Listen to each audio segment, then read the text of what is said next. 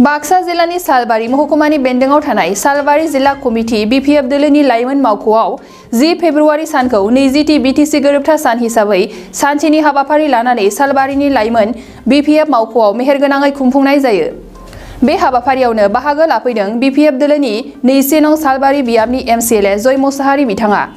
गाहाय आलासि महरै बाहागो लाफैदों ड०अन दैमारी लोगोसे मालती नार्जारी पलिसि मेकिं बडी बीपीएफ दोलोनि मेम्बारफोर आरो गासै रायजो राजाफोरा।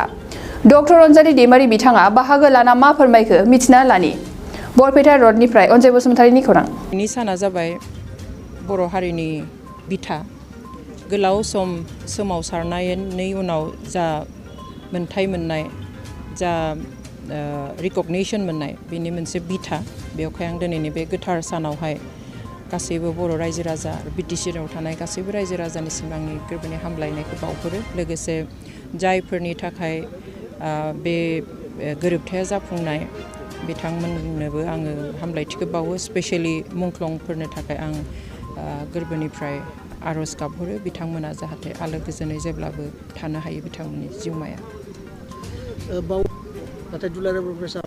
आंहाथ' आरो मा बुंनो थानो किन्तु मोनसे खोथाखौसो आं फोथायो पजिटिभलि जे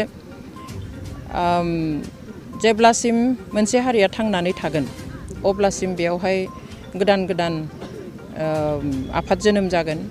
दिनै नङा गाबोन, गाबोन नङा समफोर गोदान गोदान इस्यु लानानैहाय स' बेबायदि गोदान आफाद जोनोम जानाया मोनसे हारिखौ थांनानै थानायखौसो दिन्थियो होननानै आं फोथायो। नाथाय बेखौथ' सोर बुंदों आं मिन्थिया किन्तु थानाय थायैया गिदिर खोथा नङा। किन्तु जायफ्रा बेयाव बिबान लानानै खामानि मावनो ओंखारबोदों डेफिनेटलि बिथांमोना माबा मोनसे नांबावगौ बादि मोनदों हारिनि थाखाय, हारिखौ सुंथानो थाखाय माबा मोनसे गोनांथि दंबावो हयथ' सानदों बेवहाय दादों। मात्र खोथाया जाबाय मा जे दिनै बर' हारिखौ सिबिनो थाखाय जे बायदि रोखोमै आगदा आगसि बयबो ओंखारबोदों। सोरबाया होनदों जोंल' सिबिगोन नोंसोर दा सिबि, सोरबाया होनदों जोंबो सिबिगोन जोंनोबो सिबिनो जायगा हो लामा हो। थ' बेखौ नुयोब्ला नुयो जे बर' हारियाव दाबो हारिनि थाखाय साननाय मानसिनि आंखाल गैया आरो सोरजोंबा थानाय सोरजोंबा थायो बेखौथ' सोर सोरजों थायो बयबो नुखाजोबनाय।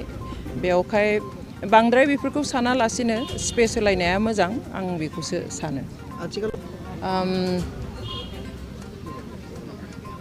बिथांनि एक्चुअलि जोङो हाइकर्टआवहाय आफ्टार कनभिक्सन जों हाइकर्टआव एपिल खालामफिनदोंमोन। ओमफ्राय बेयावहाय खालामनायाव दा कभिडनि थाखाय 2020निफ्रायनो केसा हियारिं जाहांब्लाबो जायाखै। बेलनि थाखायबो बहुत गोबावजोंसो जाफैबाय। ओमफ्राय 21 मेयावनो जानो गोनांमोन किन्तु आरो माबा जालायबाय कर'नानि थाखाय। बेबायदि थायै थायै दाख्लै 17 जानुवारियाव डेट फाइनेल लादोंमोन हियारिंनि थाखाय किन्तु बेबो टेकनिकेल प्रब्लेमनि थाखाय बेखौबो फासयनाय जाबाय। दा नेक्स्ट डेटआ माला फैयो जों मिन्थिया। जों आसा खालामदों जे बे जायखिजाया जेब्ला हियारिंनि डेट मोनगोन बेवहाय हाइकर्टआ मोनसे मोजां राय होगोन जाय रायनि गेजेरजों बिथांमोना गासैबो ड०अन नाब्लाखौ लादेरनानै गासैबो जायफ्रा जेलाव दङ गासैबो उदां अख्रांनि सिङाव फैगोन, गावनि साननाय बादि बेयावहाय खामानि मावफैनो मोनगोन होननानै जों आसा खालामो।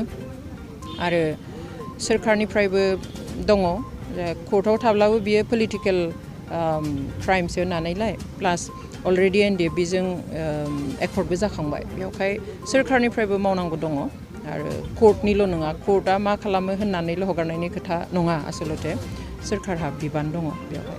गोजोनथाव खौरां। गोसो गुदुं फरायसा एबा सुबुंफोरनि थाखाय टारगेट कचिं इनस्टिट्यूटआ बेसेन गोसा सुबिदा लानानै फैदों। जायफोर बिथांमोना banking, railway, SSC, insurance, defence, Assam police बायदि आनजादनि थाखाय साखाफारा जानो मोजां खाबु मोनाखै बैसोर बायदि फरायसा एबा सुबुंफोरनि थाखाय मोनसे मोजां खाबु सफैदों। बरपेटा रड विशाल मेगा मार्टनि साखाथियाव थानाय आमतलाव बे टारगेट कचिं इनस्टिट्यूटखौ खुलिनाय जादों। आथिखालनि साख्रि मोनै आरो बेकार जेंनाखौ नोजोर होनानै बे टारगेट कचिं इनस्टिट्यूटआ सोलोंसाफोरखौ गोबां गियान होनो थाखाय राहा लादों। बे टारगेट कचिं इनस्टिट्यूटआव सोलोंथाइ होनो लानाय आयदाफोरा जाबाय banking, railway, SSC, insurance, defence आरो आसाम पुलिस।